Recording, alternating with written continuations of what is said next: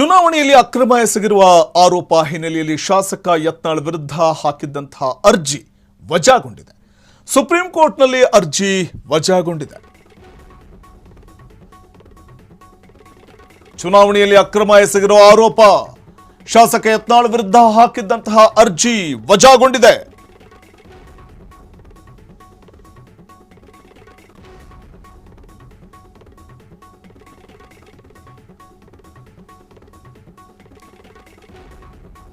ವಿಜಯಪುರ ಚುನಾವಣೆಯಲ್ಲಿ ಶಾಸಕ ಯತ್ನಾಳ್ ಅಕ್ರಮ ಎಸಗಿದ್ದಾರೆ ಅಂತ ಅವರ ವಿರುದ್ಧ ಆರೋಪ ಕೇಳಿಬಂದಿತ್ತು.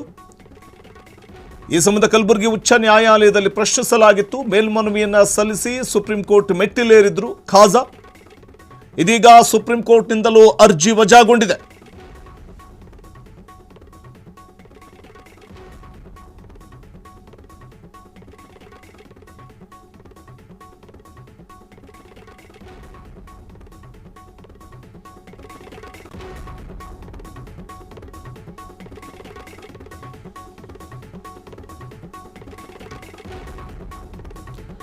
ವಿಜಯಪುರ ಚುನಾವಣೆಯಲ್ಲಿ ಅಕ್ರಮ ಎಸಗಿದ್ದಾರೆ ಅನ್ನುವಂಥ ಒಂದು ಆರೋಪ ಬಸನಗೌಡ ಪಾಟೀಲ್ ಯತ್ನಾಳ್ ಅವರ ಮೇಲೆ ಕೇಳಿಬಂದಿತ್ತು.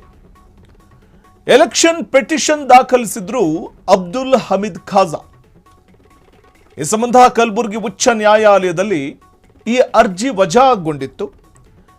ಇದನ್ನ ಪ್ರಶ್ನಿಸಿ ಕಲಬುರಗಿ ಉಚ್ಚ ನ್ಯಾಯಾಲಯದಲ್ಲಿ ಯತ್ನಾಳ್ ವಿರುದ್ಧ ಆರೋಪ ಏನು ಮಾಡಿದ್ರು ಖಾಜಾ, ಅಬ್ದುಲ್ ಹಮೀದ್ ಖಾಜಾ, ಆ ಅರ್ಜಿ ವಜಾಗೊಂಡಿದ್ದರಿಂದ ಸುಪ್ರೀಂ ಕೋರ್ಟ್ನಲ್ಲಿ ಮೇಲ್ಮನವಿ ಸಲ್ಲಿಸಿದ್ರು.